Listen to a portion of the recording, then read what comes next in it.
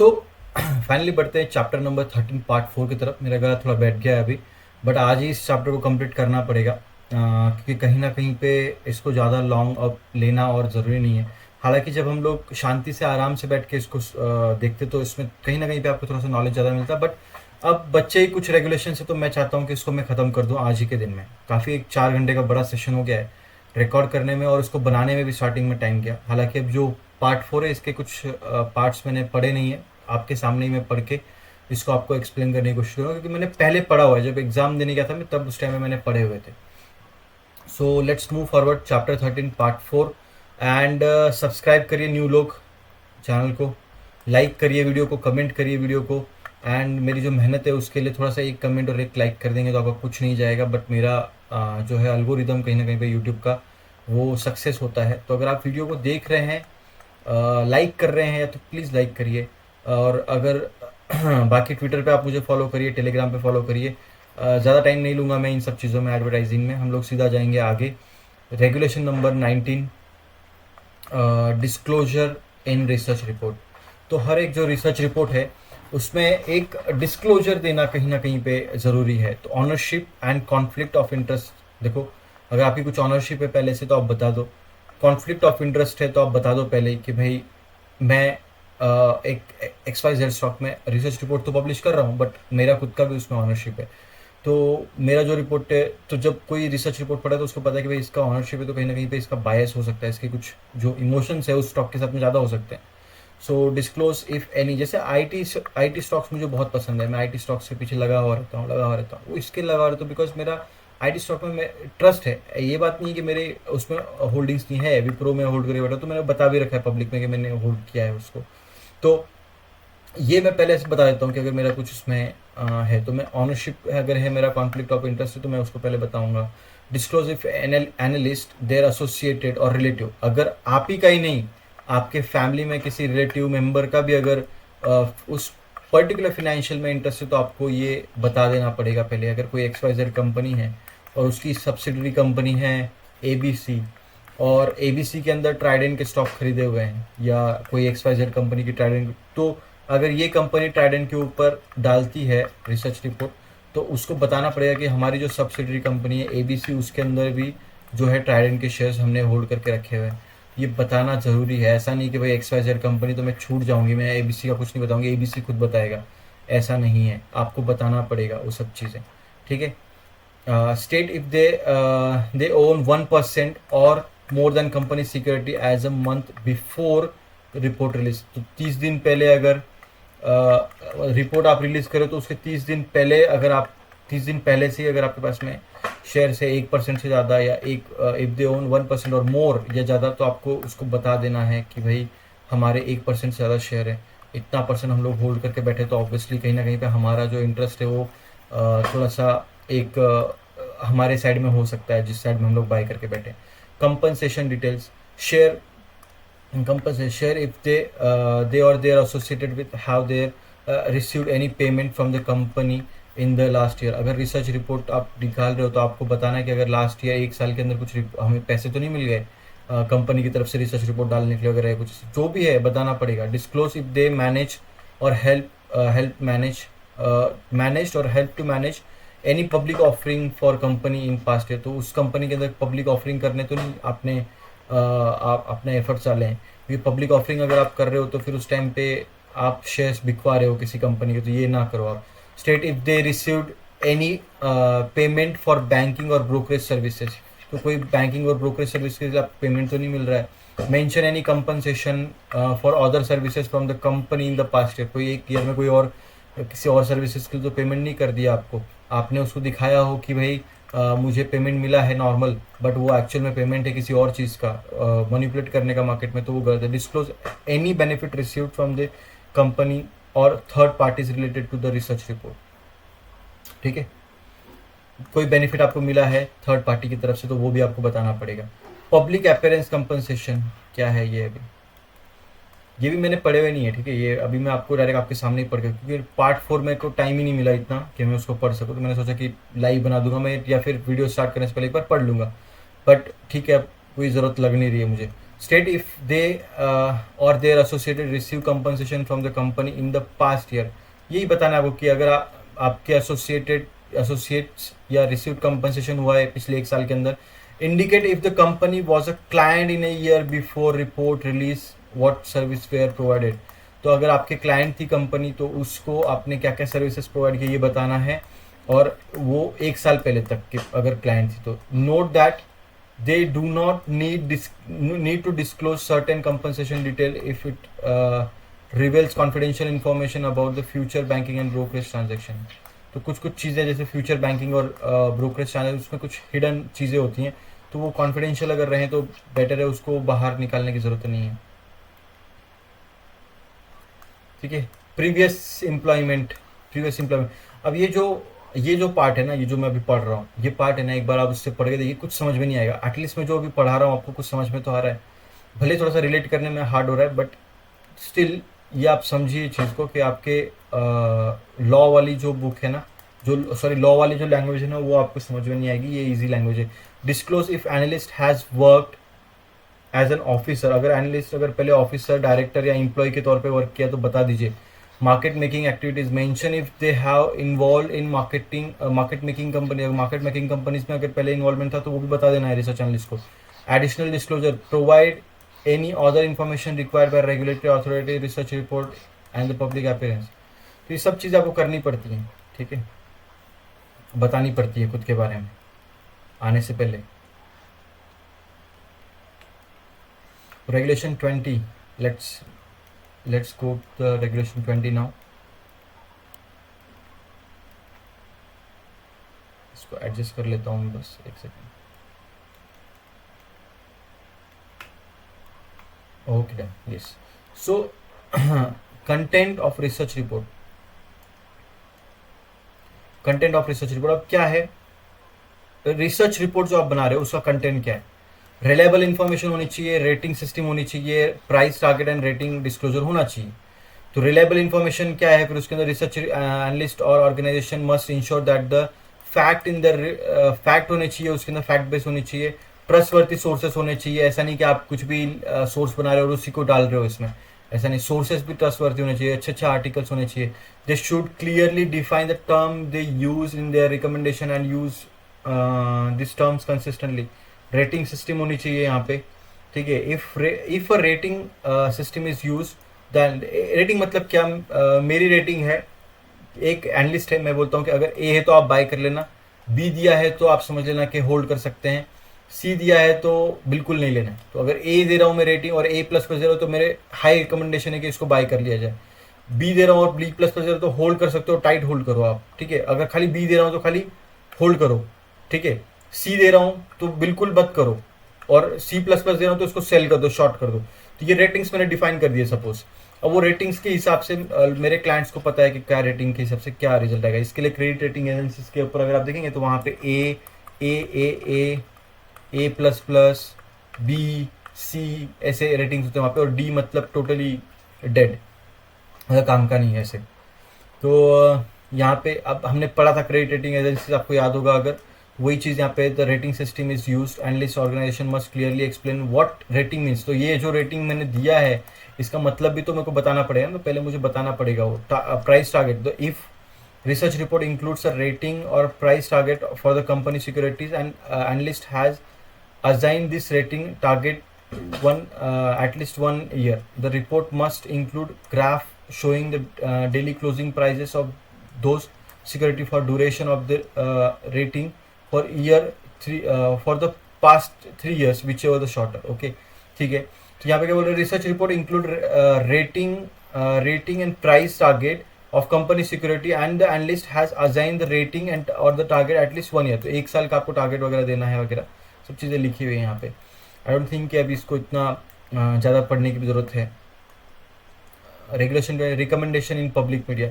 अब recommendation on public media के क्या रूल्स हैं, ठीक है। इसके नीचे क्या है? Distribution of research. तो रिसर्च रिपोर्ट को कैसे डिस्ट्रीब्यूशन करना है, तो एकदम बेसिक है, हालांकि आप खुद भी पढ़ सकते हो बट मैं पढ़ के सुना देता हूँ आपको। Disclosure during public appearance. तो रिसर्च एनालिस्ट और organization including their directors employees must disclose their registration status, any financial interest in the company. देखो रजिस्ट्रेशन स्टेटस बताना है आपको, मेरा भी रजिस्ट्रेशन नंबर मेरे ट्विटर पे लिखा हुआ है, right. And they are discussing when they make public appearance, ठीक है। तो जब भी वो आप कोई पब्लिक अपेयरेंस करे तो उस टाइम पे आपका रजिस्ट्रेशन नंबर आपको बताना है। डिस्क्लोजर फॉर द रिकमेंडेशन, इसके लिए जब भी आप कोई रिसर्च रिपोर्ट देखते तो उसके एंड में नीचे उसका रजिस्ट्रेशन नंबर लिखा होता है, उसका एड्रेस लिखा होता है, कंपनी नाम एंड ऑल सब चीजें, और ऊपर रिसर्च रिपोर्ट होती है पूरी। Disclosure for recommendation and the opinions, if any one, disclosure होना चाहिए रिकमेंडेशन ओपिनियन का। तो रिकमेंडेशन कोई दे रहा है या ओपिनियन कोई दे रहा है तो उसका भी डिस्क्लोजर होना चाहिए कि ये मेरा रिकमेंडेशन है बस, या ओपिनियन है मेरा। तो आप जब न्यूज़पेपर पढ़ते हो उसमें भी एक ओपिनियन का सेक्शन आता है, उसके अंदर भी सारे ओपिनियंस लिखे होते हैं। If anyone including director, employee of the investment adviser, credit rating agencies, asset management companies और फंड मैनेजर शेयर रिकमेंडेशन और opinion about the securities through the public media, अगर मीडिया में आके पब्लिक होती है तो they must follow the same rules as mention in the regulation 16 and 17। 16 और 17 में बताए गए रूल्स है उनको फॉलो करना पड़ेगा, कि आपको बताना पड़ेगा कि भाई हमने डिस्क्लोजर देना पड़ेगा। This means they need to disclose their name, registration status आपको बताना पड़ेगा अपना क्या है आप, और and financial interest in the company बताना पड़ेगा। Making recommendation, sharing opinion in a personal capacity, answering questions from the audience और the journalism in personal capacity, आपको आंसर भी करना पड़ेगा। शेयरिंग द रिसर्च रिपोर्ट और its key through the public media, ठीक है। असं नाही। Regulation 22 distribution of research report, ठीक है। Equal access to the research report होना चाहिए। The research report must not be given early to internal trading staff, अगर आपको कोई इंटरनल ट्रेडिंग स्टाफ है तो उसको आप पहले रिसर्च रिपोर्ट दो कि भाई देखो ये रिसर्च रिपोर्ट आप पहले देख लो, फिर बाद में हम लोग बाद में पब्लिश करेंगे, पहले आप बाय सेल कर लो, ये नहीं होना चाहिए। Review of third party reports, research analyst और organization that distribute third party research reports must check this reports for any false misleading statement, अगर आप किसी और थर्ड पार्टी रिसर्च रिपोर्ट को यूज करें तो उसके अंदर फॉल्स या मिसलीडिंग स्टेटमेंट ना हो। Disclosure of conflicts when distributing there party reports, analyst or organization must disclose any material conflict of interest related to the third party provider or provided link to the relevant disclosure, तो जो भी disclosure देना पड़ेगा और या फिर एक link देनी पड़ेगी आपको डिस्क्लोजर के लिए, ठीक है। exemption from the disclosure, the rule about reviewing the disclosing conflict, हाँ exemption no disclosure, the rules about reviewing disclosing conflict do not apply if the research analyst or organization does not have any direct or indirect business relationship with the third party होना। तो अगर third party का issue ही नहीं आएगा, अगर कुछ उनके साथ में लेना देना नहीं, तो उस टाइम पे ऐसा कोई भी डिस्क्लोजर की जरूरत नहीं है। Regulation 23 additional disclosure by proxy advisers. Proxy adviser क्या होते हैं मैंने आपको बताए थे, फिर से हम लोग देखेंगे। Availability of regulation, all rule from chapter 1, 2, 3, 4, 5, 6 apply to proxy advisers. Employees provide proxy adviser service must have at least graduate degree, ठीक है। अगर आप proxy advisory service graduate degree and the certification requirement will be send by the regulatory board. Proxy advisers have 3 year to meet capital adequacy requirement.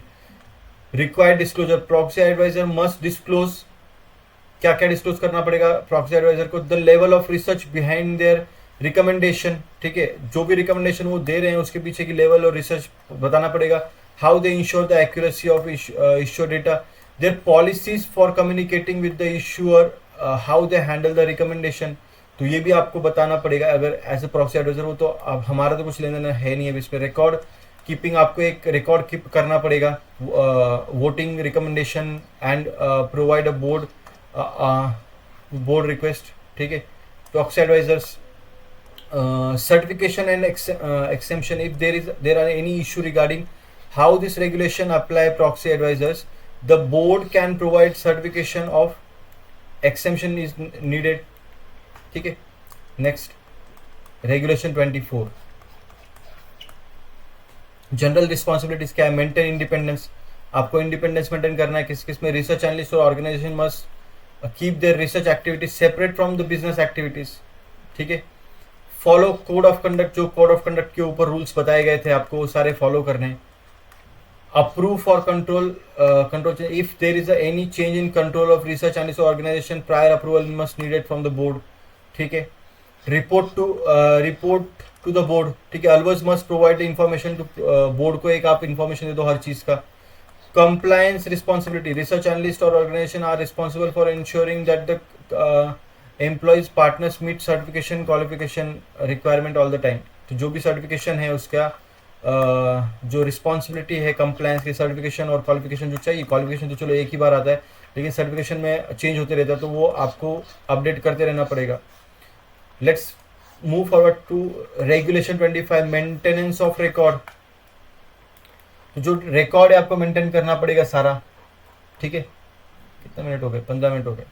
So required record, research analyst और organization must keep the following record: signed and dated research reports, research recommendation, rationale behind the research recommendation, record of public। मैंने आपको बताया हर एक चीज़ आप जो दे रहे हो उसकी आपको एक डिटेल, एक रिसर्च रिपोर्ट बना के उसके अंदर आप अपना साइन और ठप्पा लगा के उसके अंदर आपको वो हर एक दिन की, हर एक डे की रेडी करके रखनी पड़ेगी। रिकॉर्ड कीपिंग, ऑल ये सारा रिकॉर्ड रखना पड़ेगा। All record must keep in physical and electronic form. मेरे पास में इलेक्ट्रॉनिक फॉर्म में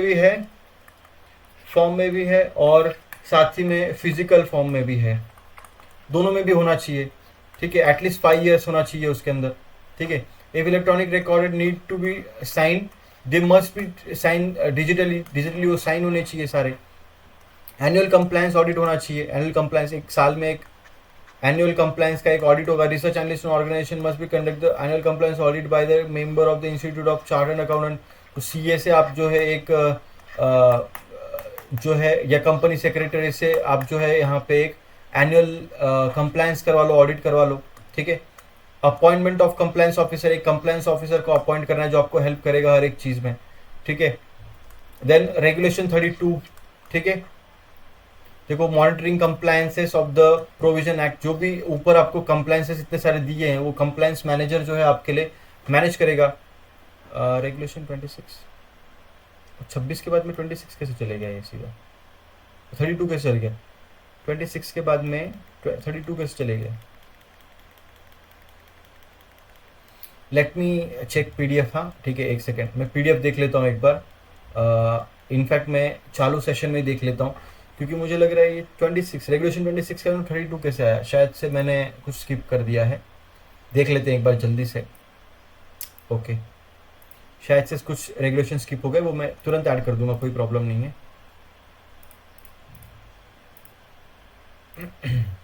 ठीक है, चैप्टर नंबर 13 और कहाँ तक पहुँच गए थे हम लोग आ गए थे काफ़ी नीचे।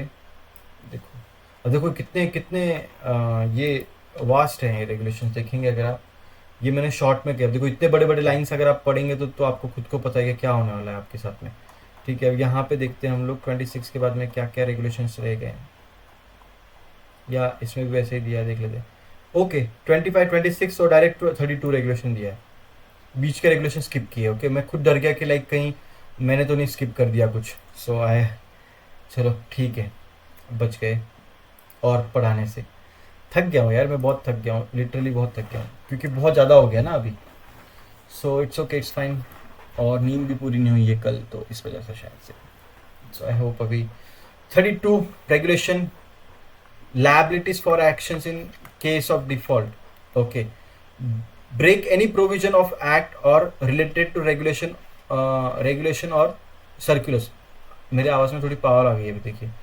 break any provision of act or related regulation or circulation, fail to provide। देखो रिसर्च एनालिस्ट और ऑर्गेनाइजेशन दैट, ये सब चीजें जो करेगी उसके साथ में क्या होगा ये लिखा हुआ है नीचे, ठीक है। उसके साथ क्या लिखा? तो अगर फेल हो गया, ब्रेक करते हैं, कोई प्रोविजन ब्रेक करता है, fail to provide any required information to their activities to the board, submit false or misleading information अगर आप भेजते हो, do not file periodic return reports as by the board, fail to corporate with the board inquiries, inspection and investigation, do not resolve complaints, fail to response to satisfaction. कोई complain करता है मेरे ऊपर तो मुझे उसको एक टाइम मिलता है 7 दिन का उसको सॉल्व करने के लिए, और मैक्सिमम 15-20 दिन 30 दिन का। उसके अंदर नहीं किया तो फिर मेरे ऊपर एक्शंस लिया जाएगा। Will face consequences of the outline in the act the security exchange board of India intermediate regulation 2008। इस रूल्स के हिसाब से आपके ऊपर एक्शंस आ जाएंगे, ठीक है। सो आई होप इट। अब ये देखो इसके ऊपर आता है क्वेश्चन, ठीक है, थोड़े से क्वेश्चन आते हैं, 1 या 2 क्वेश्चन आ जाएगा इसके ऊपर मुझे लगता है। जीएसएम पे एक आ जाएगा, एएसएम पे एक आ जाएगा। जीएसएम में कुछ आ जाएगा, कुछ ऐसे मतलब टेक्निकल क्वेश्चन, और एएसएम में कुछ थ्योरेटिकल आ जाएगा, या फिर जीएसएम पे थ्योरेटिकल आ जाएगा, एएसएम पे टेक्निकल आ जाएगा, ठीक है। टेक्निकल इन द सेंस के नंबर्स के ऊपर आ जाएगा कुछ ऐसे। Stock exchange allow buyers and sellers to trade security transparently. तो जो स्टॉक एक्सचेंज होता है बायर्स और सेलर्स को बाय या सेल करने देता है, helping to determine fair prices को डिटरमाइन करने के लिए। However some traders might use dishonest practice. तो कुछ ऐसे ट्रेडर्स हैं जो कलाकार होते हैं, जो ट्रेडिंग में कुछ ऊटपटांग करे, क्योंकि लोगों का दिमाग बहुत चलता है, वो लोग चोरी चकारी करके पैसा कमाने में ज़्यादा ट्रस्ट रखते हैं। तो ऐसे टाइम पे that can distort prices and harm other traders also. अगर वो उसमें प्राइस में कुछ गम ज़्यादा कर दिया, उन्होंने घटा दिया, प्राइस ऊपर नीचे कर दी, तो उस टाइम पे जो बाकी ट्रेडर्स है उनको नुकसान होगा। To improve market integrity, market की इंटीग्रिटी बढ़ाने के लिए, प्रोटेक्ट इन्वेस्टर का इंटरेस्ट बढ़ाने के लिए सेबी क्या करती है, and exchange implement various monitoring system बनाती है, जिसका नाम है एक्सचेंज सर्विलेंस मैकेनिज्म। एक है जीएसएम, एक है एसएम। क्लियर। तो लोगों का प्रोटेक्शन करने के लिए एक एक सर्विलेंस बना दिया, सर्विलेंस ध्यान रखने वाला, नजर रखने वाला मैकेनिज्म बना रखा है। GSM focuses on the securities with low market capitalization. GSM में क्या होगा, जो लो मार्केट कैपिटलाइजेशन, जो लो लिक्विडिटी है, मैंने लिक्विडिटी बताया था क्या होता है कि अगर बाय सेलर नहीं होता, जो जिसमें कम मार्केट कैपिटलाइजेशन, कम लोग ट्रेड करते हैं, उनके ऊपर ध्यान रखता है। एएसएम क्या करता है, बड़े लेवल पे ध्यान रखता है। हालांकि इसका ना एक डिफरेंस भी आ जाता था, आ जाएगा क्या, आ जाएगा शायद से, हाँ देखते हैं, चलो कोई नहीं। डिफरेंस दोनों में भी एक आ सकता था, वो ज़्यादा बेटर रहता अगर मैं बना देता टेबल यहाँ पे, तो बट ठीक है, कोई प्रॉब्लम नहीं। और net worth where the valuation doesn't match the companies fundamental.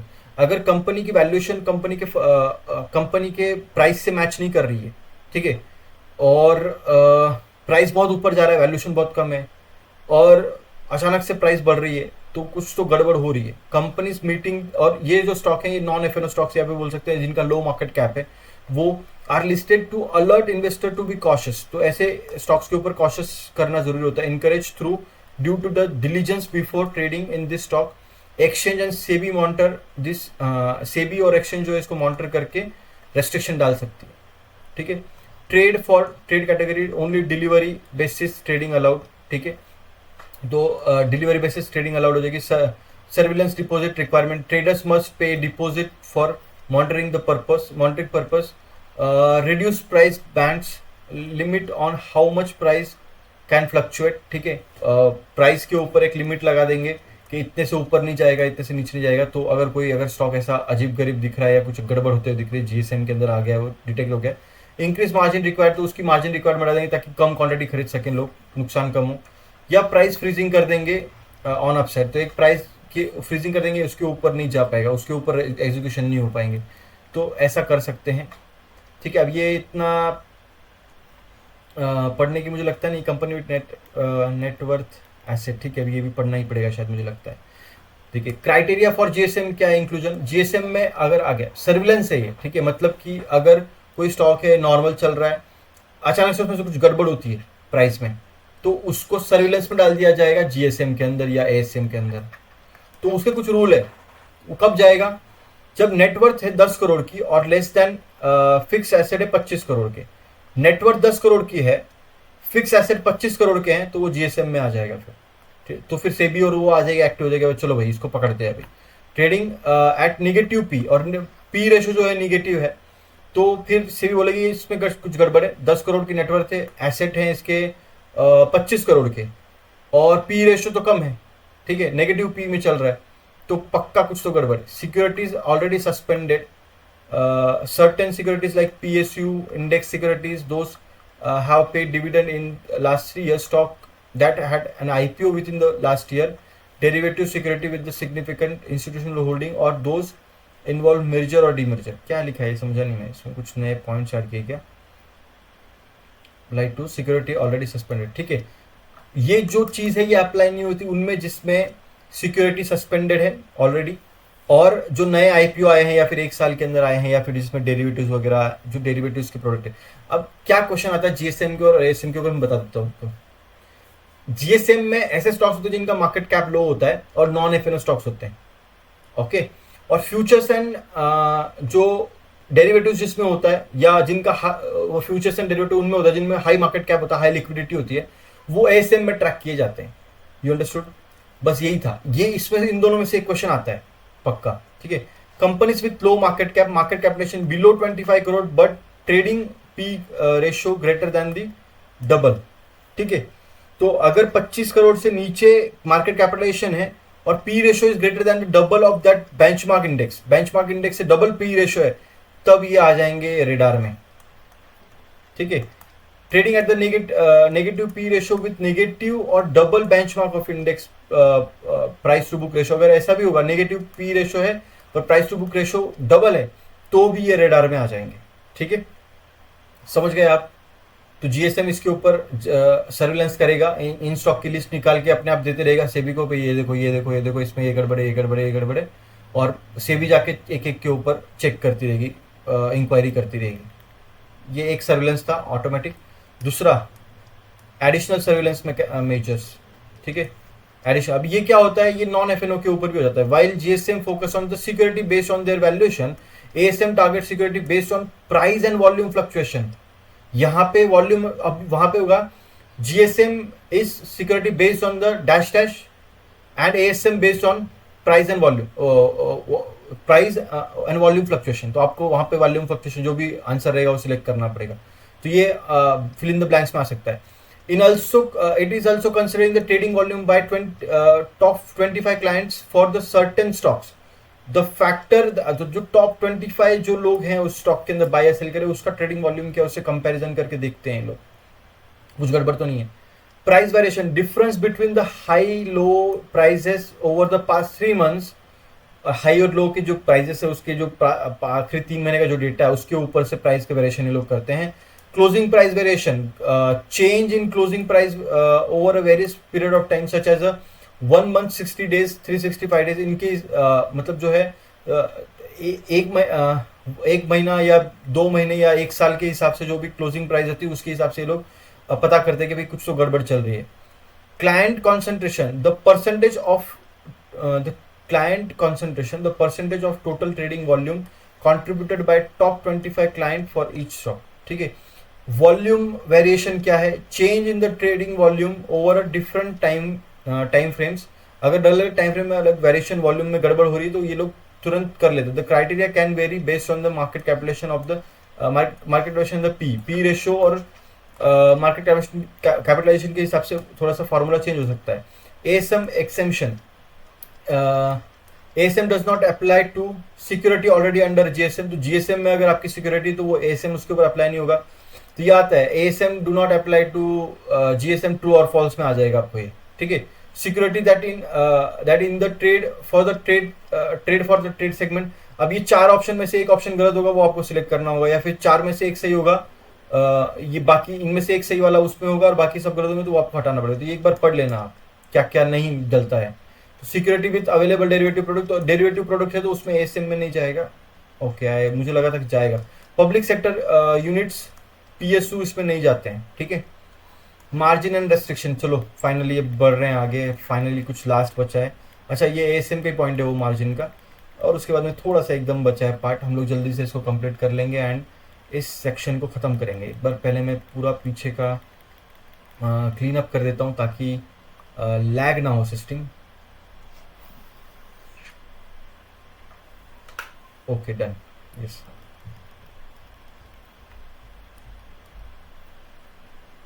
So I hope इतना इन्फॉर्मेशन आपके लिए इनफ है, एंड मैं गेस कर रहा हूँ कि आपको काफ़ी कुछ सीखने को मिला होगा।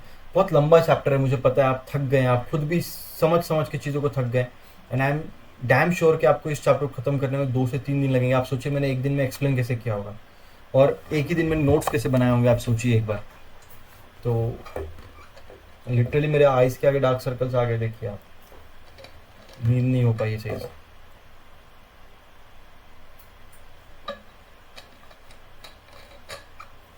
बट ठीक है, करना पड़ता है यूट्यूब के लिए। ओके, सो नीचे मार्जिन एंड रेस्ट्रिक्शंस क्या है। Once the stock is include under the ASM, the margin requirement is raise 80%। याद रखना, जब स्टॉक एएसएम के अंदर आ जाता है तो 80% उसकी मार्जिन रिक्वायरमेंट हो जाती है। As the stock meets more criteria, restriction become stricter which can include the narrow price bands and also the margin requirement to 100.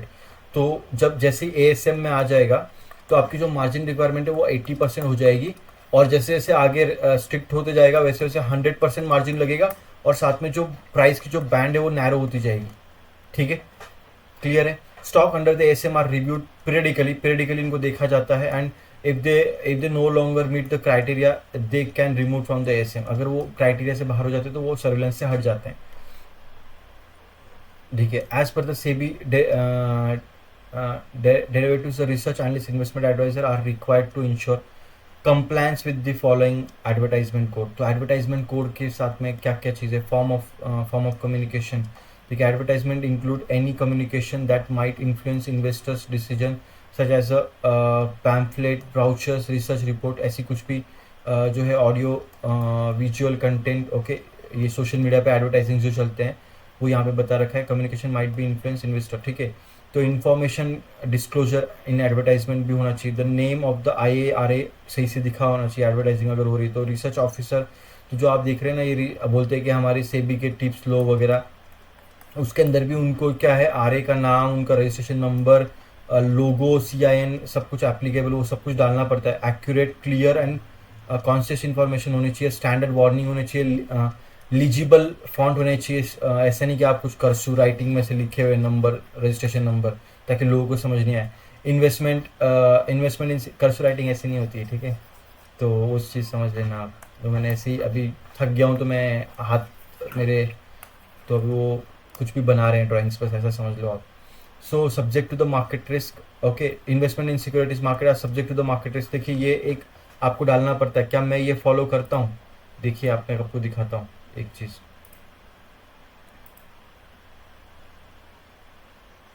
देखिए, मेरे ट्विटर अकाउंट पे लेके जाता हूँ मैं आपको,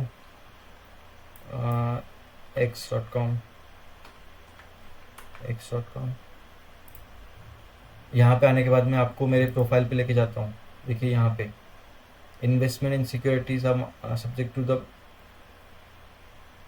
ठीक है, यहाँ पे एक सेकेंड,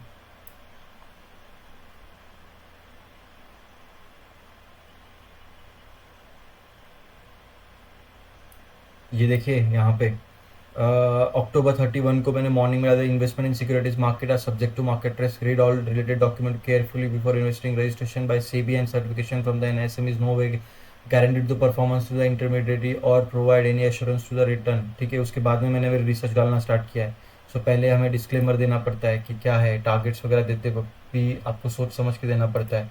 ऐसे ही नहीं है कि आपने बस अंधाधुंध दे दिया। ठीक है, इन audio visual aids the standard warning, आपको आपने देखा है वो म्यूचुअल फंड की कोई ऐड आती है, ग्रो की ऐड आती है, तो उसके नीचे लास्ट में एकदम फास्ट में एक औरत या एक आदमी बोलता है mutual fund are subject to the market risk, read all the documents read carefully, ऐसा कुछ तो बोलता है, चले जाता है। वो ये बोलना पड़ता है, ये इसके लिए दे रखा है। If ads is another language तो वार्निंग भी एक्यूरेटली ट्रांसलेटेड होनी चाहिए। फॉर SMS और message provide link website contain all necessary. अगर आप SMS पे भी अगर कुछ मैसेज भेज रहे हो तो उसके नीचे एक लिंक होनी चाहिए जिसमें डिस्क्लेमर होना चाहिए। ठीक है, prohibit in advertisements, prohibitions in advertisement, advertisement can not include anything illegal. ठीक है, एडवर्टाइजिंग में कुछ इलीगल नहीं होना चाहिए। जैसे बहुत सारे एडवर्टाइजर बोलते हैं कि हमने इतना लाखों में 1 लाख का 2 लाख कर दिया तो ये इलीगल है, इतना नहीं होता है। रिटर्न बहुत नॉर्मल रिटर्न होते हैं। फॉल्स और मिसलीडिंग स्टेटमेंट नहीं होना चाहिए, मिसलीडिंग टेस्टिमोनियल्स नहीं होने चाहिए। टेस्टिमोनियल्स मतलब जो रिव्यूज़ हैं कोर्सेस के, वो सही में असली वाले रिव्यूज़ होने चाहिए। स्टेटमेंट दैट में मिसलीड इन्वेस्टर, ठीक है, ऐसा कोई स्टेटमेंट नहीं जो मिसलीड करे। ठीक है, एक्सगेरेटेड क्लेम्स मतलब क्या है? एक्सगेरेटेड क्लेम्स मतलब ऐसा होता है कि ज़्यादा की चीज़ें मत बताओ लोगों को, जितने आपने बोले हैं उतने ही करो और उतने ही प्रॉमिस करो। कुछ लोग क्या करते हैं, आप सपने दिखाते हैं आपको, हम आपको दुबई लेके जाएंगे, हम आपको 1 लाख डालिए, आपको हर महीने का 1 लाख के ऊपर 1 लाख मिलेगा। आप सोचिए, इतने सपने दिखा देंगे, फिर आप उनके सर्विसेज ज्वाइन करेंगे, कुछ नहीं मिलेगा। टेक्निकल जॉर्गन दैट में कंफ्यूज द इन्वेस्टर, ठीक है, क्लेम, ऐसे कुछ टेक्निकल चीज़ें बता दो कि भाई हमारे पास में अल्गोरिदम ये है, अल्गो ट्रेडिंग एंड ऑल ये, और फिर वो उसको बोलो कि भाई अल्गो अपने आप रोबोट अपने आप ट्रेड करेगा, ये वो फलाना ढिमका, और उनसे पैसे ले लो और बाद में कुछ नहीं दो। Comparison that discredit other intermediaries, ठीक है, तो पास्ट परफॉर्मेंस रेफरेंस आपको देखना है, सुपरलेटिव टर्म्स लाइक बेस्ट जैसी विदाउट फैक्चुअल सपोर्ट कि कोई हमारी बेस्ट सर्विस है, बेस्ट रिटर्न हम देते हैं, बट सच में क्या रिटर्न देते हैं आप, तो फैक्चुअल इन्फॉर्मेशन से मैच होना चाहिए, सेबी का लोगो होना चाहिए, ठीक है। सी ये एक मैं ध्यान रखूंगा, सेबी का लोगो मैं डालने की कोशिश करूँ, मैं डालूंगा, ठीक है, सेबी का लोगो होना चाहिए, यस। अदर कंपनीज, अदर, मैं वैसे एडवर्टाइजिंग करता नहीं हूँ, वैसे मैं ट्विटर के ऊपर वगैरह एडवर्टाइजिंग नहीं, मैं नॉर्मल पोस्ट करता हूँ, तो मेरे रिसर्च को पब्लिश करता हूँ वहाँ पे, बट यहाँ पे एडवर्टाइजमेंट के दे रखे हैं, ठीक है। अभी क्या है भाई, देखो थोड़ा सा बचा है, मन बिल्कुल नहीं है, मन बिल्कुल नहीं है, बट पढ़ना पड़ेगा, तो पढ़ते हैं, ठीक है। Obtain prior approval from SEBI recognize supervisory body before issuing any advertisement. एक कोई भी एडवर्टाइजिंग लाने से पहले आप सेबी के ऑर्गेनाइज सुपरवाइजरी बॉडी से अप्रूवल ले लो। If suspended by SEBI IRA can not issued advertisement during the suspended period. No, अगर सस्पेंडेड हो आप तो उस टाइम पे आप एडवर्टाइजिंग नहीं डाल सकते। No participant in game or competition that involve prizes keep copies of advertisement for 5 years। 5 साल तक आपको रखनी है उस एडवर्टाइजमेंट को। Brand name and logo use, IAs and RA can use their brand name, ठीक है, लोगो आप यूज कर सकते हो। नेम, लोगो, रजिस्ट्रेशन नंबर, कंप्लीट एड्रेस, ये सब चीजें विजिबल होनी चाहिए आपके इस पे। Disclaimer, SEBI registered does not guaranteed performance return, देखो मैंने ये किया है, सो इज दैट क्लियर, ठीक है। आपका नंबर वगैरह तो आपके अकाउंट पे होना ही चाहिए। सेबी लोगो कैन नॉट बी यूज, ठीक है, सेबी का लोगो यूज नहीं करना, देखिए यही दिक्कत है, लोग सेबी का लोगो भी यूज कर लेते हैं, वो नहीं यूज कर रहे हैं। मुझे लगा था ऊपर लिखा था लोगो होना चाहिए एडवर्टाइजिंग में, बट वो सेबी के नाम के साथ, बट सेबी का लोगो आप अपने इसके ऊपर यूज नहीं कर सकते, बहुत ही सिंपल यार। SEBI investor character and complaint disclosure, SEBI has develop an investor character for research analyst to inform investor about services, rights, responsibilities and complaint mechanism, ठीक है। Registered RA must be display investor character on their website apps send via email if they don't have websites, ठीक है। अब मेरा actually website अभी बन रहा है एक्चुअली, बट मुझे क्या है उसको ईमेल से भेजना पड़ेगा जब तक वेबसाइट नहीं, तो अभी मेरा वेबसाइट अंडर कंस्ट्रक्शन है, बाय दिस वीकेंड बन जाएगा वो, उसके ऊपर आ जाएगा वो। RA must disclose all the complaints, in fact मैं खुद ही IT पर्सन हूँ, तो मैं खुद ही वो वेबसाइट बना रहा हूँ। RA must disclose all the complaints received monthly और their website apps, ठीक है। RA के जो ईमेल के ऊपर जो कंप्लेंट्स आते हैं इन्वेस्टर के थ्रू, वो उसको आंसर करने पड़ते हैं। RA should provide an option to launch complaint directly and link SEBI scores for the complaints, ठीक है। RA should provide an option, तो जो जब हम लोग किसी से कोई सर्विसेज किसी को दे रहे हैं, कोई कस्टमर है हमारा, तो उसको जब सर्विसेज देंगे, तो हालांकि मेरा तो कोई पेड सर्विस है नहीं, बट जो पेड सर्विस मतलब कोर्सेज वगैरह हैं, बट अगर कोई पेड सर्विस दे रहा है, मैं आपको बोलूँगा 1 महीने का सर्विस आप बाय करिए, मैं आपको बाइक सेल के रिकमेंडेशन दूंगा, और अगर मुझसे कुछ लॉस हो जाता है आपका, तो अगर आपको कंप्लेन करना है तो उसके लिए भी मैं खुद ही आपको बताऊंगा कि कहाँ कंप्लेन करनी है। That you understand? So this is how it works. बहुत सारे कंप्लेंसेस है एज ए रिसर्च एनालिस्ट, आसान काम नहीं है। आपको लगता होगा यार क्या खाली चार्ट देख के बताना है, बाई सेल इतना आसान नहीं है, it's very hard tough job compliance के साथ में जो कि आपको करना है। सो अब मिलते हैं चैप्टर नंबर 14 के अंदर। आपको चैप्टर नंबर 14 चाहिए, अगर आपने चैप्टर 14 लिखा, अगर 50 से ज़्यादा कमेंट आते हैं तो ही मैं आगे चैप्टर 14 को अपलोड करूंगा, नहीं तो मैं चैप्टर 14 को मेंबर्स ओनली में अपलोड कर दूंगा सीधा, ठीक है। मेंबर्स ओनली मतलब कि आपको पेड लेना पड़ेगा यूट्यूब से तभी मिलेगा। अगर आपको चैप्टर 14 चाहिए तो please type chapter 14 in comment so we can proceed further, और मैं चैप्टर 14 को फिर पब्लिक कर दूंगा। तब तक ये मेंबर्स ओनली को रहेगा। अगर आपको जल्दबाजी है, जल्दी चाहिए, तो आप सीधा मेंबर्स ओनली खरीद लीजिए। यूट्यूब से आपको यहाँ पे ऑप्शन मिल जाता है मेंबर्स, नीचे के साइड में कहीं पे, वहाँ से आप मेंबर्स ओनली सब्सक्रिप्शन खरीद लीजिए, आपको मिल जाएगा। एंड चैप्टर 15 जो है वो तो पक्का मेंबर्स ओनली के लिए रहेगा, खाली हमेशा के लिए, तो उसमें खाली थ्योरेटिकल क्वेश्चंस रहेंगे। तो अगर आप चाहते तो मैं वो वीडियो बना दूंगा। और चैप्टर 14 जो है वो मेंबर्स ओनली के लिए नहीं है, लेकिन उसके लिए 50 कमेंट आने चाहिए चैप्टर 14 नीचे।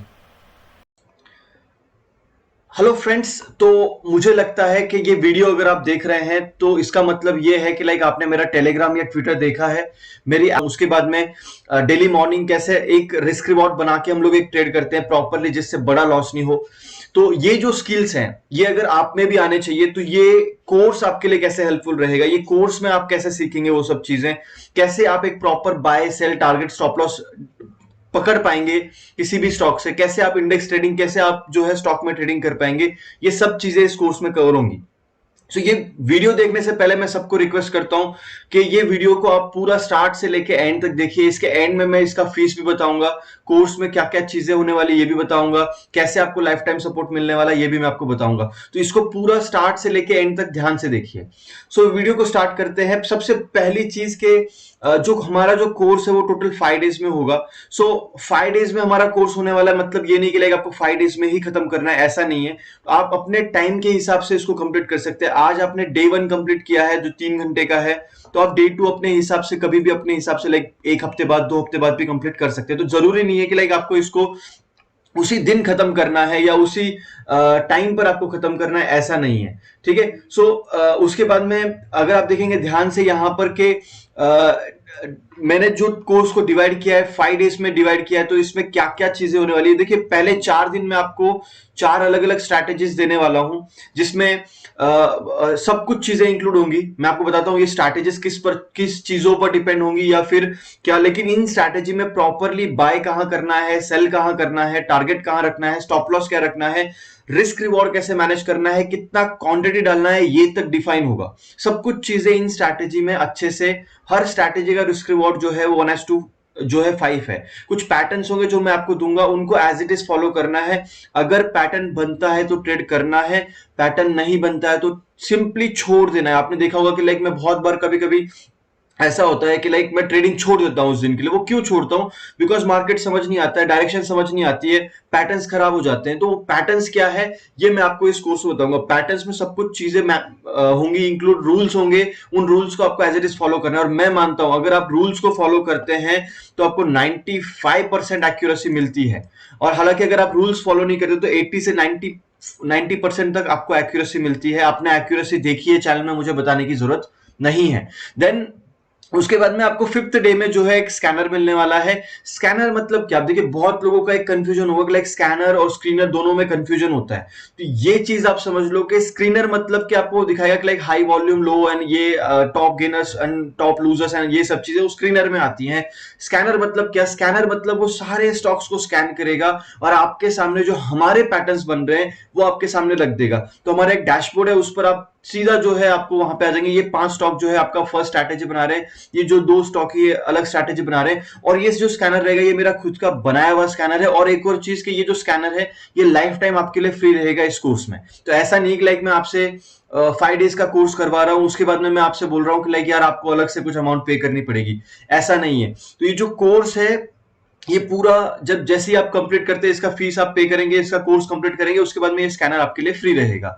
देन ये जब 5 डेज का कोर्स कंप्लीट हो जाएगा उसके बाद में आपको जो है कुछ एक्स्ट्रा केस स्टडी वीडियोस मिलेंगे मेरे तरफ से, जो कि रहेंगे 3-3.5 घंटे के या 4 घंटे के, और इसमें और कुछ वीडियोस भी इसमें ऐड होने वाले हैं। बहुत सारे लोगों का ये क्वेश्चन होगा कि ये जो कोर्स है ये पूरा किस सेगमेंट पे अवेलेबल है, कि इंडेक्स में आप करवा रहे हो सर, या यस इंडेक्स में भी होगा लेकिन अभी तक उसके वीडियोस ऐड नहीं हुए हैं। बट यस जो कैश सेगमेंट पे ये पूरा कोर्स पूरा टोटली डिपेंड करता है, कौन सा स्टॉक ऊपर जाएगा, कहां से ऊपर जाएगा, कितना पॉइंट ऊपर जाएगा, उसका स्टॉप लॉस क्या रखना है, इस पर ये कोर्स डिपेंड करता है। तो ऑप्शंस के वीडियोस भी आगे ऐड होंगे। अगर आपने ये कोर्स अभी बाय किया हुआ है तो वो ऑप्शन के वीडियोस आपको सारे आगे चलकर फ्री मिलेंगे। यस एंड यस आप कैश में स्पॉट प्राइस में इंडेक्स की प्राइस इसमें प्रेडिक्ट कर सकते हो। तो ये जो मोस्ट कॉमन क्वेश्चन होता है कि सर कि आपका कोर्स कैश पर है तो क्या ये इंडेक्स पर वर्क करेगा? यस इंडेक्स पर भी एज इट इज वर्क करेगा। अगर मुझे पता है 100 पॉइंट निफ्टी ऊपर जाएगा तो सारे के सारे स्टॉक्स भी ऊपर जाएंगे, उसके कॉल ऑप्शन, निफ्टी के कॉल ऑप्शंस भी ऊपर जाएंगे। तो ये समझने वाली बात है। ठीक है। सो इवन अगर आपका ऑप्शन का डेटा बोल रहा है कि ये नेगेटिव है बट स्टिल कैश का डेटा अगर बोल रहा है वो पॉजिटिव है तो वो ऊपर ही जाएगा। सो इसके लिए समझ लीजिए स्पॉट प्राइस या कैश प्राइस जानना जरूरी है। दूसरी चीज के जो हमारा कोर्स है ये प्योर वॉल्यूम और प्राइस एक्शन बेस्ड है। तो इसका एक चीज ये फायदा है हमारे कोर्स में कि इसमें मैं आपको कोई इंडिकेटर नहीं सिखा रहा हूं। ऐसा नहीं कि मैं आपको 10-12 इंडिकेटर्स दे दूंगा और आपको उन इंडिकेटर्स को फॉलो करना है एंड उसी से आपको स्ट्रैटेजी बना दी, ऐसा नहीं रहेगा। ये प्योर वॉल्यूम और प्राइस एक्शन का गेम है। और ये स्ट्रैटेजीज ऐसा नहीं है कि आज वर्क कर रहे हैं, मार्केट सेंटिमेंट चेंज हो गया तो कल को चेंज हो जाएंगे, ऐसा नहीं है। ये strategies as it is work करेंगे, लाइफ टाइम वर्क करेंगे। और सबसे मेन फायदा ये है कि वॉल्यूम और प्राइस एक्शन का इसमें आपको एक प्रॉपर नॉलेज मिलेगा। जो मेन कंसेप्ट है मार्केट का वो आपको सीखने को मिलेगा। ऐसा नहीं है कि लाइक ये देखो हम लोग उलझ चुके हैं चार्ट्स के बीच में और ये इंडिकेटर्स के बीच में, बट एक्चुअल में स्टॉक मार्केट पहले भी था, अभी भी है, इंडिकेटर आने से पहले भी था।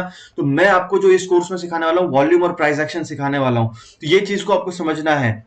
इसमें जो स्ट्रैटेजीज मैं आपको दूंगा, ऐसा नहीं है कि लाइक यार मैं आपको आज कुछ सिखा रहा हूं, खुद कुछ और कर रहा हूं, ऐसा नहीं रहेगा। सारे जो स्ट्रैटेजीज है वो मेरे रियल स्ट्रैटेजीज है, मैं पिछले 4 साल से यूज कर रहा हूं। और इन 4 सालों के अंदर मुझे इन स्ट्रैटेजीज में बहुत सारे एरर्स मिले, मैंने बहुत सारे एरर्स को हटाया और इन स्ट्रैटेजीज को और स्ट्रॉन्ग किया। और अभी भी मैं करता हूं, आगे चलकर भी जो इसमें अपडेट्स आएंगे रियल स्ट्रैटेजीज में मेरे, वो मैं आपके साथ में शेयर करने वाला हूं।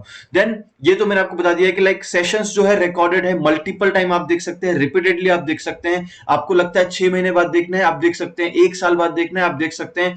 और कोर्स के अभी देखिए बहुत सारे लोगों का ये डाउट होगा लाइक सर रिकॉर्डेड सेशन है तो फिर यार ये तो मजा नहीं है, इसमें फीस पे करना है और फिर आपका सपोर्ट नहीं रहेगा। ऐसा नहीं है, रिकॉर्डेड सेशन है 5 डेज के बीच में। आप कभी भी मुझे कॉल करिए, कभी भी आपका डाउट्स पूछना है आप मुझे पूछिए, व्हाट्सएप पे मैसेज करिए, व्हाट्सएप पे एक ऑडियो भेज सकते हैं मुझे कि लाइक सर ये मुझे समझ में नहीं आया, मैं आपको ऑडियो में समझा दूंगा। आप कॉल कर सकते हैं, आपका टेलीग्राम मुझसे कनेक्टेड होता है लाइव मार्केट में, तो वहां पे आप मुझसे डाउट्स पूछ सकते हैं। इसके अलावा अगर आपको लगता है कि नहीं यार सर ये 5 डेज का कोर्स तो हो गया लेकिन एक मुझे छोटा सा डाउट क्लियरिंग सेशन चाहिए, तो मैं वीकेंड में वो भी आपके लिए करवा दूंगा। तो वीकेंड में जो है एक आपके लिए डाउट क्लियरिंग सेशन भी होता है। सो मतलब जो सपोर्ट है मेरे तरफ से वो एंड टू एंड है। ऐसा नहीं है कि लाइक यार आज मैंने कोर्स से आपसे फीस ले ली एंड उसके बाद में आपको सपोर्ट नहीं मिल रहा, लाइफ टाइम सपोर्ट मिलेगा। ये कोर्स पूरा 100% वर्थ रहेगा। और अगर इनकेस आपने बोल भी दिया जयेश भाई नहीं यार आपने फीस तो ले ली लेकिन यार सपोर्ट नहीं किया, तो मैं आपको 100% रिफंड दे दूंगा। क्योंकि जो मेरा सपोर्ट है वो जब आप देखेंगे तो आपको लगेगा यार ये वर्थ है, क्योंकि आपके हर क्वेश्चन का जो आंसर मैं करने वाला हूं। ठीक है, देन ये जो कोर्स है ये सबसे मेन चीज के अकॉर्डिंग टू योर टाइम है। मतलब ऐसा नहीं है कि लाइक यार रिकॉर्डेड सेशन है तो फिर आपको इसी टाइम पे देखना है तभी देखना है, ऐसा नहीं है। आप अपने हिसाब से देखो, रात में देखना है, सुबह देखना है। अब जैसे अभी थोड़ा सा आगे बढ़ के अब हम लोग कंटेंट की तरफ भी देख लेते हैं। कंटेंट भी देखना जरूरी है। सो कंटेंट अगर हम लोग ध्यान से देखेंगे तो यहाँ पर आपको दिखेगा कि लाइक जो मैंने कुछ चीजें आपको इसमें से पहले बता दी, जैसे कि मेन चीज जो कि वॉल्यूम और प्राइस एक्शन पर बेस है कोर्स। तो ये जो स्ट्रैटेजीज है ये लाइफ टाइम आपको एज इट इज वर्कआउट करेंगी। इवन मैं 4 साल से यूज कर रहा हूँ। एक्यूरेसी आपने देखी है, ट्रेडिंग हमारा जो टेलीग्राम चैनल है, मुझे उसको बताने की जरूरत नहीं है। आपने एक्यूरेसी देखी है, रिस्क रिवॉर्ड देखा है, मेरे ट्रेड्स देखे हैं एंड आपने मेरे प्रॉफिट के स्क्रीनशॉट्स देखे हैं, तो ये भी मुझे बताने की जरूरत नहीं है। समझना है कि वॉल्यूम और प्राइस एक्शन, और प्राइस एक्शन तो ये चीज है कि लाइक प्राइस एक्शन अगर आपने सीख लिया, बहुत सारे लोग इंडिकेटर स्ट्रैटेजीज फॉलो करते हैं लेकिन उसका कोई फायदा नहीं है। क्यों? बिकॉज के इंडिकेटर्स क्या होता है, मार्केट सेंटीमेंट के साथ में चेंज हो जाते हैं, लेकिन प्राइस एक्शन जो है वो एज इट इज रहेगा लाइफ टाइम। इवन आप 1998 का भी चार्ट देखेंगे रिलायंस का, तो भी सेम वर्कआउट हो रहा है और अभी भी आप देखेंगे। हाँ, खाली कुछ एग्जीक्यूशंस में डिफरेंस आता है बट स्ट्रैटेजी सेम है अभी के लिए भी, तभी भी सेम थी, अभी भी सेम है। देन इस कोर्स में जो है मैं एक्सपेंसिव रेट्स और चीप प्राइस यहाँ पे कवर करता हूँ कि लाइक ये मैं आपको इसको थोड़ा डिटेल आगे बताऊंगा। इसके जो चीपेस्ट रेट जो होता है वो एक ऐसा रेट होता है जहां पे प्राइस जो है मोस्ट ऑफ द बायर्स वहां पे आते हैं, डिमांड वहां पे बहुत ज्यादा हाई होती है तो प्राइस वहां से जाता है ऊपर के साइड में। एंड एक्सपेंसिव रेट एक ऐसा रेट होता है जहां पे प्राइस जो है वहां से ऊपर नहीं टिक पाता और वहां पे हाई सप्लाई होने से गिर जाता है। तो ये डिमांड एंड सप्लाई जो है कैसे हम लोग ढूंढ कर निकालेंगे वो इस कोर्स का पार्ट रहेगा। सो इस कोर्स में मैं आपको डिमांड और सप्लाई के बाद में डीप एनालिसिस सिखाऊंगा और प्रॉपर मैं आपको यूज करके दिखाऊंगा, प्रैक्टिकल एग्जांपल्स दिखाऊंगा। हर एक ट्रेड, हर एक जो स्ट्रैटेजी मैं आपको यहाँ पे दिखाने वाला हूँ, डे 1, डे 2, डे 3, डे 4 में, तो ये जो सारे स्ट्रैटेजीज रहेंगे इनके मैं 60 से 70 एग्जांपल्स आपको दिखाने वाला हूं। पहले आपको जो है कोर्स के स्टार्टिंग में मैं आपको कंसेप्ट समझाऊंगा कि ये स्ट्रैटेजीज हैं, इसको मैं इस तरीके से यूज करता हूं। फिर मैं आपको आगे लेके जाऊंगा कि लाइक ये स्ट्रैटेजीज तो मैंने आपको सिखा दी लेकिन इसका मेन कंसेप्ट क्या, कहां से मैंने ढूंढी थी। फिर उसके बाद में मैं आपको उन स्ट्रैटेजीज के रूल्स लिख के दूंगा और उन रूल्स के ऊपर मैं आपको जो है 60 से 70 एग्जाम्पल दिखाऊंगा जो अच्छे एग्जाम्पल्स हैं। उसके बाद में मैं 30 से 40 एग्जाम्पल आपको गलत वाले दिखाऊंगा। तो इससे होगा क्या, इससे होगा ये कि लाइक यार आपको जो है क्या गलत है क्या सही है ये समझ में आ जाएगा। तो जो गलत वाले, जो मिस्टेक्स वाले एग्जांपल है वो भी दिखाऊंगा, जो सही वाले एग्जांपल्स वो भी दिखाऊंगा और जिनके पीछे मिस्टेक्स हो रही है उनके रीजन भी मैं आपको समझाऊंगा। सो ये जो कोर्स है, पूरा जो कोर्स है ये जो है बेस्ड है demand supply volume price action और एक्सपेंसिव और चीप रेट। मैंने आपको पहले ही बोला था हमारे जो स्ट्रैटेजीज है वो बाकी लोगों से अलग है, बाकी लोगों से हम लोग टोटली डिफर करते हैं। बाकी लोग कुछ पैटर्न फॉलो करते हैं, हैमर एंड ऑल, या फिर जो आपने देखा होगा like head and shoulder pattern यार, या फिर दुनिया भर के कप एंड हैंडल पैटर्न, ये हम लोग चीजें नहीं करते, हम लोग इन सब चीजों से अलग हैं। ठीक है, देन मैं आपको एक और चीज बता दूं कि लाइक स्ट्रैटेजी जो है विथ प्रॉपर रिस्क रिवॉर्ड रहेगी। जैसे आपने देखा ही होगा लाइक मेरा 1:4 हर ट्रेड में मेंटेन होता है, तो ऐसा किसी कोर्स में नहीं रहेगा, ऐसा किसी स्ट्रैटेजी में नहीं रहेगा कि लाइक मैं आपको 1:2 1:3 1:4 बना के नहीं दे रहा हूं। हर स्ट्रैटेजी जो मैं आपको मेरे तरफ से शेयर करने वाला हूं वो 1:3 मेंटेन रहेगी, एंड उसको ट्रेड करने में एक अलग मजा आएगा, क्योंकि वहां पे क्या होता है कि हम लोग छोटा रिस्क लेते हैं, बड़े टारगेट लेते हैं, तो वहां पे डर नहीं होता है, हम लोग पैनिक नहीं होते हैं। आपके पैनिक होने का मेन रीजन ये होता है कि लाइक आप जो है गलतियां ये करते हो कि लाइक आप बड़े स्टॉप लॉस रख दोगे या स्टॉप लॉस नहीं रखोगे, वहां पे आप पैनिक हो जाते हो और गलतियां करके और मिस्टेक्स करते हो। बट अगर स्टॉप लॉस छोटा है तो पैनिक होने का चांस नहीं बनता है। ठीक है, तो हर स्टॉप लॉस छोटा हम लोग लेंगे, उसके अंदर हर ट्रेड का मनी मैनेजमेंट रहेगा कि कितना पैसा डालना है। ऐसा नहीं कि लाइक अंधाधुंध खाली क्या होता है कि हमारा 1:4 तो मेंटेन होता है, 1:4 हम लोग मेंटेन कर लेंगे हर ट्रेड में, लेकिन सपोज 5 ट्रेड किए, 1:4 मेंटेन है, 3 गलत गए 2 सही गए। अब 2 जो सही जाते हैं अगर मैं क्वांटिटी सही से मैनेज करूं तो सही है, लेकिन जो 3 में लॉस हुआ उसमें अगर आपका 1000 क्वांटिटी है और जिसमें प्रॉफिट हुआ उसमें खाली 100 क्वांटिटी 200 क्वांटिटी है, तो वो एक प्रॉपर मैनेजमेंट नहीं है। एक प्रॉपर मैनेजमेंट होना चाहिए स्टॉप लॉस का, रिस्क रिवॉर्ड का, कितना क्वांटिटी डालना है हर ट्रेड में, ये मैनेजमेंट होना चाहिए। ये भी इस कोर्स में कवर अप होने वाला है। तो ये बहुत सारे लोगों का इशू होता है कि लाइक यार क्वांटिटी कितना डालते हो सर, तो ये वो इस पार्ट में मैनेज होगा। वो आपको बता दिया, स्कैनर आपको रोज सुबह 10 बजे रन करना है और 5 से 10 मिनट में स्टॉक मिल जाता है। अब देखो बहुत सारे लोगों का ऐसा क्वेश्चन होता है कि लाइक यार सर स्टॉक कैसे ढूंढे, इतना टाइम कैसे मिलेगा, एक एक स्टॉक को देखने का टाइम नहीं है सर, जॉब है। तो वैसा नहीं है, आपका भले ही जॉब है लेकिन अगर आप स्कैनर रन करोगे तो आपको 5 मिनट में स्टॉक मिल जाते हैं। सारे स्टॉक्स आपके सामने आ जाएंगे इस टाइम पे। अभी ये वीडियो में मैं आपको स्कैनर का डैशबोर्ड नहीं दिखा सकता हूं, बट आपको इसमें एक डैशबोर्ड मिलेगा जिसमें सारे स्टॉक, सब स्ट्रैटेजी जो मैं आपको दे रहा हूं उसके स्टॉक्स जो है सामने आ जाएंगे, आपको दिखेगा वहां पे वाला हूं कोर्स में। सो होप अब आपके लिए कंसेप्ट क्लियर। हम लोग आ जाते हैं प्रीमियम सपोर्ट्स की तरफ। प्रीमियम सपोर्ट्स को जानने से पहले एक बार मैं आपको फीस बता देता हूं। मैं इस कोर्स के लिए जो है आपसे चार्ज कर रहा हूं 15,000 15,000 रुपए, और प्लस आपको इसमें जीएसटी देना पड़ता है। देखिए 15,000 प्लस जीएसटी ये कोर्स का प्राइस है, बट इसका जो सपोर्ट है वो आपको एक लाइफ टाइम सपोर्ट मिलने वाला है, और बहुत ही एक नॉमिनल प्राइस। अगर आप देखेंगे बाकी जो कोर्सेस है मार्केट में या फिर आप बाकी ट्रेडर्स को देखेंगे तो वहां पर आप देखेंगे कि वो 40-40 50-50 60-60 हजार, और कुछ ऐसे भी महानुभाव हैं जिनकी फीस जो है 1-1 लाख तक है। बट मेरा जो चार्ज है वो सबसे कम है, 15,000 रुपीज है, जिसमें मैं आपको मेरे रियल स्ट्रैटेजीज देता हूं। जो सपोर्ट में अगर आप देखेंगे life time students premium group का एक आपको सपोर्ट मिलता है, जो कि लाइफ टाइम एक प्रीमियम ग्रुप आपको मिलने वाला है मेरी तरफ से, जिसके अंदर लाइफ टाइम जो आपके डाउट्स हैं वो भी क्लियर होंगे। लाइफ टाइम प्रीमियम ग्रुप मतलब क्या, जहां पे आपको एक्स्ट्रा ट्रेड्स में शेयर करूंगा, जो मैं फ्री चैनल में डाल रहा हूं वो तो डालूंगा ही डालूंगा, लेकिन साथ में हर एक जो ट्रेड में डाल रहा हूं एक्स्ट्रा ट्रेड, उसके साथ में मैं आपको रीजन भी डालूंगा, और जो मेरा फ्री चैनल में जो ट्रेड आएगा उसके साथ में उसका जो रीजन है कि उसको क्यों खरीदा। देखिए स्ट्रैटेजीज तो मैंने यहां पे आपको सिखा दिया, यहां पे टोटल जो डे 5 के अंदर सारे स्ट्रैटेजीज हो गए, स्कैनर हो गए, लेकिन इनको ढूंढने के बाद में लाइव मार्केट में वो कैसा दिखता है पैटर्न, ये जानना भी, और एक लाइव सपोर्ट आपको चाहिए, वो आपको जो है इस प्रीमियम ग्रुप से मिलता है, जहां पे एक्स्ट्रा ट्रेड्स भी आपको मिल जाएंगे with proper levels, proper reason, proper risk reward. सारे जो मेरे स्ट्रैटेजीज है वो वेल रिस्क रिवॉर्ड मैनेज्ड हैं, तो वो भी वहां पर आपको मिल जाता है। तो जो प्रीमियम ग्रुप का जो सपोर्ट मिलने वाला है यही मेन सपोर्ट मैं आपको दे रहा हूं, जिसके अंदर कि आपको एक्स्ट्रा लेवल्स भी मिलने वाले हैं, एक्स्ट्रा ट्रेड्स भी, और हर ट्रेड का रीजन मिलेगा। प्लस अगर आप देखेंगे बाकी लोगों का 5-5 6-6 हजार रुपए देके आप उनको उनके ग्रुप ज्वाइन करते हैं, उसका कोई वैल्यू नहीं होता, टोटली वर्थलेस होते हैं और आपका और नुकसान करा देते हैं। यहाँ पे ऐसा नहीं है, मैं हर ट्रेड के पीछे रीजन डालता हूं, और हर ट्रेड रीजन के साथ में मैं आपको जो है उसके बारे में 4 से 5 लाइन में वहां पे लिखता भी हूं, ऑडियोज में भी एक्सप्लेन करता हूं, मार्केट सेंटिमेंट्स के वीडियो भी आपको वहां पे आ जाते हैं प्रीमियम ग्रुप के अंदर। तो उसके बाद में एक आपको जो है लाइफ टाइम प्रीमियम स्कैनर आपको मिलने वाला है मेरी तरफ से। और इससे पहले मैं आपको आगे कंटिन्यू करूं, प्रीमियम जो ग्रुप रहेगा ये टेलीग्राम पे रहेगा। ये मोस्ट कॉमन क्वेश्चन है कि लाइक सर वो कहां मिलता है, वो टेलीग्राम पे मिलता है, ठीक है। देन यहां पर जो है लाइफ टाइम प्रीमियम स्कैनर आपको मिलने वाला है। तो जो मेरा स्कैनर है वो आपको लाइफ टाइम मिलेगा, जिसके अंदर आपको स्टॉक ढूंढने में टाइम वेस्ट नहीं करना पड़ेगा।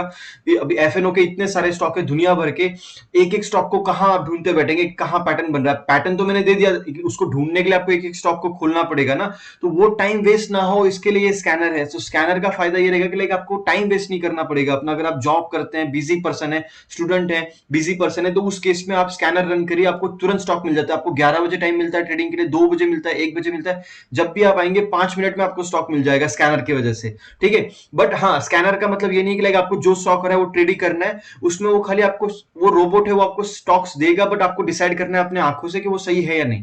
देन आपको लाइफ टाइम सपोर्ट मेरी तरफ से मिलेगा, लाइफ टाइम आपके डाउट सॉल्विंग, लाइफ टाइम आपको कुछ भी इश्यूज आते हैं, लाइफ टाइम आप अपने कुछ भी क्वेश्चन है आपको, आप मुझसे पूछ सकते हैं, कोर्स के बारे में, स्टॉक्स के बारे में, जो भी आपको पूछना है वो आप मुझे पूछ सकते हो। तो एक लाइफ टाइम सपोर्ट मिलेगा। अलग से आपको एक मैं सेशन भी देने के लिए तैयार होता हूँ कि बाकी जो लोग हैं उनसे तो आपको अगर आप कोर्स ज्वाइन करते हैं बाकी ट्रेडर्स का, तो आपको दिखेगा लाइक वो आपसे बात तक नहीं करते हैं, उनका कोई टीम मेंबर आके आपको सपोर्ट देता है। मेरे केस में मैं आपको खुद से सपोर्ट देता हूँ, आपका हर एक डाउट में खुद समझता हूँ और खुद से आपको हेल्प करता हूँ। देन एक लाइफ टाइम डाउट सॉल्विंग का जो सेशन मैंने अभी आपको बोला कि लाइफ टाइम जो है आपके डाउट सॉल्विंग, जो भी इश्यूज रहेंगे वो भी मैं यहाँ पे कवर करूंगा।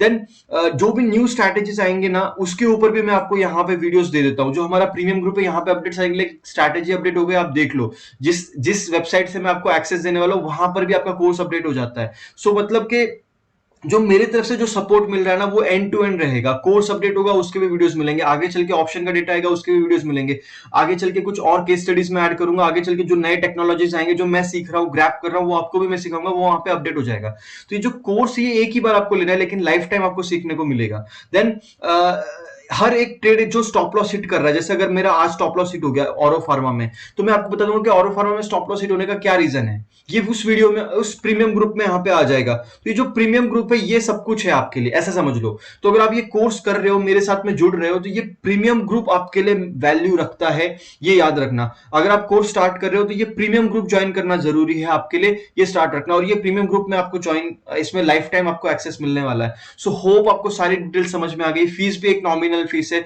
कोई ज्यादा फीस मैं आपसे चार्ज नहीं कर रहा हूँ, 15,000 है। एंड अगर आप इंटरेस्टेड हैं तो आप मुझसे डिटेल्स मांगिए, मैं आपको इसके इस वीडियो के साथ में नीचे एक लिंक दे दूंगा, उस पर आप पेमेंट कर सकते हैं। क्रेडिट कार्ड से अगर आप पेमेंट करते हैं तो वो भी ऑप्शंस अवेलेबल है, क्योंकि कुछ लोगों के पास में इतना बड़ा अमाउंट नहीं होगा इस टाइम पे, तो वो लोग क्रेडिट कार्ड से पेमेंट करके ईएमआई में इसको कन्वर्ट कर सकते हैं। तो ईएमआई करना भी पॉसिबल है। 15,000 आपको वन टाइम पेमेंट करना पड़ता है, और उसके बाद में आपको लाइफ टाइम मेरी तरफ से सपोर्ट मिलेगा। आप इस कोर्स को स्टार्ट करिए।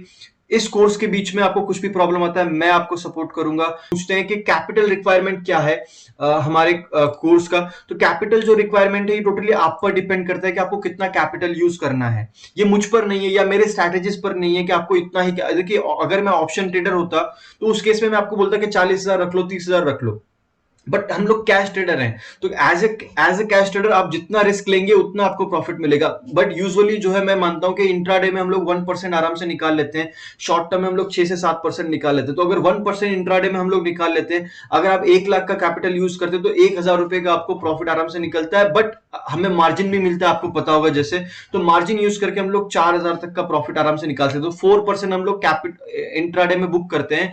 तो आपको जो कैपिटल आप डाल रहे हो उस हिसाब से डालिए, कि क्योंकि देखिए, अगर 1% का प्रॉफिट हो रहा है तो थोड़ा सा रिस्क भी आपको लेना पड़ता है। तो रिस्क जो है स्टार्टिंग में इनिशियली जो मोस्ट ऑफ द ट्रेडर्स होते हैं वो करते नहीं है गैस, बट हमारे केस में ऐसा नहीं रहेगा। हमारे केस में हम लोग सब देखकर, सोच समझकर, पूरा रिस्क मैनेज करके ट्रेड करेंगे। तो उस केस में capital it's totally up to you, आप कितना डाल रहे हैं। 10,000 डालेंगे तो भी चलेगा, 5,000 डालेंगे तो भी चलेगा। इनफैक्ट मैं मानता हूं कि अगर आप न्यू ट्रेडर हैं, नए आए हैं मार्केट में, तो आपको स्टार्टिंग में 1,000 रुपए डालना चाहिए। अगर 1,000 रुपए का 2,000 रुपए हो जाता है तो आपकी स्ट्रैटेजी वर्क कर रही है। 1,000 का 2,000 हो गया, 2,000 का 4,000 हो गया, तो आपका 1 लाख का 2 लाख भी हो जाएगा, 2 लाख का 4 लाख भी हो जाएगा। तो ये समझने वाली बात है। इनिशियली थोड़ा सा आप सेंस ऑफ ह्यूमर अगर आपका यूज करें अच्छे से, तो एक समझ में आती है कि स्टार्टिंग में इनिशियली आके सबको लॉस ही करना होता है, मिस्टेक्स में कैपिटल लूज करना ही पड़ता है। तो क्यों ना स्टार्टिंग में कैपिटल डालने के बजाय थोड़ा सीखने के लिए प्रैक्टिस ही कर ले अच्छे से, स्ट्रैटेजीज को, रिस्क रिवॉर्ड ही मैनेज कर ले, ये ज्यादा जरूरी रहेगा। देन इंडेक्स का जो है मैंने आपको बता दिया, जैसे कि इंडेक्स के बारे में भी मैं कवर करने वाला हूं इसके अंदर, नो डाउट। देन कोर्स जो है लाइफ टाइम अवेलेबल रहेगा, yes life time course available रहेगा। और एनरोल करने के लिए आपको जस्ट मुझे मैसेज करना है, मैं आपको जो है इसका लिंक दे दूंगा, उस लिंक पे जाके आपको पेमेंट इनिशिएट करना है। आप क्रेडिट कार्ड से, ATM card, UPI, net banking, कहीं से भी आप पेमेंट कर सकते हैं। तो होप आपको ये वीडियो पसंद आया हो। स्टार्ट करिए, जुड़िए, और जैसे ही आपका एनरोलमेंट हो जाता है, लिंक पे आप पेमेंट करते हैं, जस्ट मुझे व्हाट्सएप पे मैसेज करिए, मैं आपसे खुद से पर्सनली बात करके आपको गाइड कर दूंगा इसके अंदर। So hope